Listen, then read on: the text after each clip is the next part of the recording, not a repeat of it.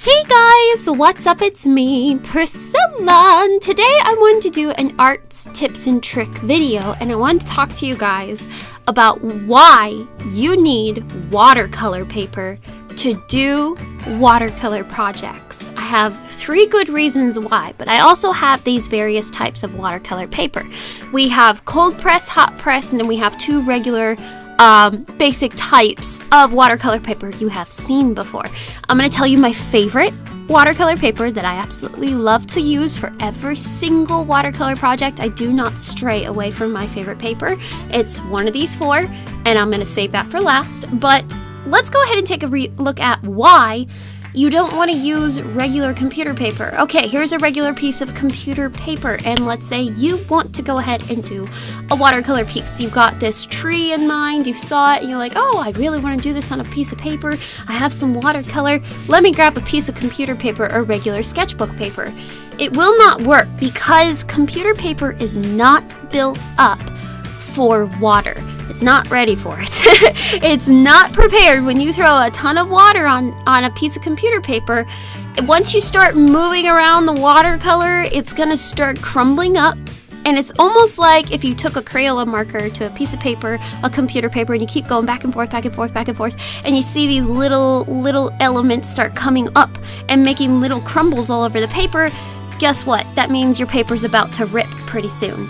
And not to mention that the paper is just not built for watercolor. So it's gonna crinkle and it's gonna morph. And all watercolor paper will kind of go upwards, but watercolor paper, it's better when it's on the actual paper that is prepared to take large amounts of water as opposed to computer paper, who is not ready for that. It's ready for ink, it's not ready for watercolor. So let's start with one brand. This is Hobby Lobby's Master Touch watercolor paper. So it's their standard brand paper. For example, Michael's Artist Loft brand watercolor paper. If you were going to Michael's, I went to Hobby Lobby for this paper. So I made doodles, little example doodles from one of my favorite YouTubers' book, Pick Candle. So I made these doodles from her book, and I'm just going to go ahead and compare and what I think about each of these watercolor papers and what you should look at.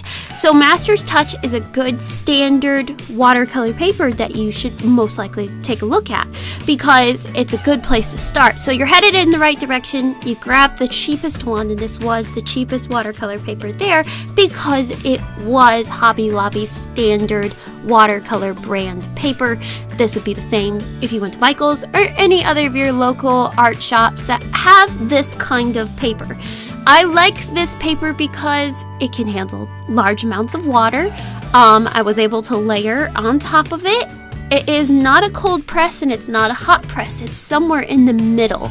So we have some texture, as you saw at the beginning. I see more of a crosshatch in a way. I see more of a knitting with this paper as opposed to any other kind of direction that's going on. But if you can look, you can see that we have the horizontal lines going across the vertical lines, just giving that good looking crosshatch kind of feel to it.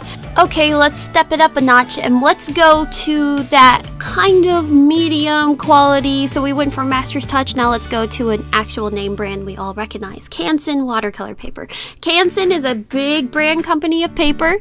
This is their cold press paper. Now remember I said in the last one that if you're going to start getting a little bit more professional with your watercolor pieces, go with a cold press. Now, there are 2 cold press papers that I like. This Canson is not my favorite cold press paper, but you can see that it has more of a texture. So we don't have the Master Touch crosshatch looking going on. We have more of a bumpy surface right here, and that's what cold press stands for. That means it's more available for more water and more detail. And I love cold press paper because it gives me a chance to let my puddles dry, and the way that it dries comes out in a fantastic fashion. Now, this Canson watercolor paper is the paper that I have my students use in my art class because 1, it's inexpensive. 2, it is a name brand and it's able to handle tons and tons of layers because it's built up for that, and it's a real watercolor paper. So if you use this watercolor paper, you're gonna get a fantastic result. And this is a good standard art class watercolor paper. It also can handle acrylic painting. So if you want, instead of using canvas sheets, if you want a more inexpensive approach to it, I would suggest you use this Canson watercolor paper because it's thick enough to not only handle your watercolors, but it can also handle your acrylic paint. So let's head to my least favorite watercolor paper. This is called a hot press. There is no texture whatsoever on this Fabriano watercolor paper. Hot press is very similar to actual computer paper. When I was working on this type of paper, this is not the first time I've actually worked with this watercolor paper before. I actually got postcards from either Sketchbox or Scrawlrbox. I do believe it was Scrawlrbox that sent it to me, but they gave me these postcards in their watercolor paper of hot press, and it is ridiculous how low quality of paper it is, because it didn't seem like it could handle the watercolor paint, the actual watercolor paint. So it's just, I found it interesting that this watercolor paper can't handle large amounts of water, because it's back to the computer paper. When you start to see your little elements kind of gather and you see these little itty bitty specks from your paper start to come up into the puddle, and they start making their own kind of weird looking texture, and you don't want it there. That's what I was seeing with this hot press paper, and you can start to see it even when I was putting on the first layers. So hot press watercolor paper is not my favorite. I think that Fabriano makes more different types of supplies and brands. I don't know. It's not my chosen brand. I just wanted you guys to all see the hot press paper. Even on the front, it doesn't even look like the watercolor painting they have for an example. Doesn't look like there's many layers. And I believe fully that watercolor should be tons and tons of layers. Just like an acrylic painting, this is a painting, so we need to have lots and lots of layers on it, because without layers, you're not going to have that much definition when it comes to watercolor paper when you want to do a big scenery piece with lots of detail. So this is my least favorite watercolor paper because it is hot press and it has no texture whatsoever. Last but not least, let's get to my favorite watercolor paper. And you can see I already scribbled all over it because I have been using this watercolor paper for the longest time ever. And I did start out with Canson. I started out with Artist Loft and Master's Touch watercolor paper, but I have grown to adore Strathmore's 300 series cold press watercolor paper. I love Strathmore just in general. I've had several sketchbooks of their paper.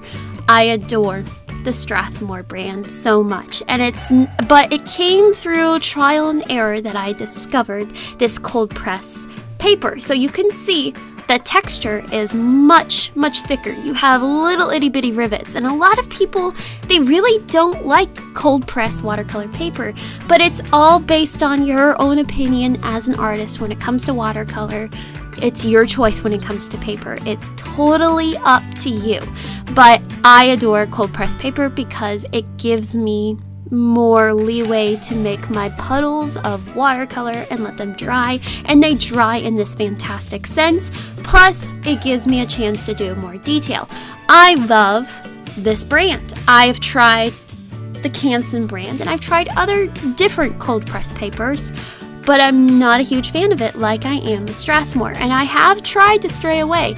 I've tried the Moleskine watercolor sketchbooks, but I don't know, it's just the fact that if I don't like the paper, it kind of puts up an artist block in my head that I can't work with this paper. Paper is a huge part of watercolor or in pieces in general.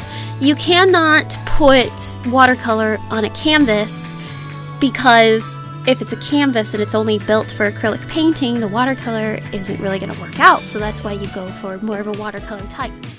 My biggest point is I haven't really named off a 1, 2, and 3 yet. 1 is going to be the quality of your piece. That's why you should have watercolor paper for watercolor. The quality of your piece will be better if it's on the appropriate piece of paper. 2 is that it's durability.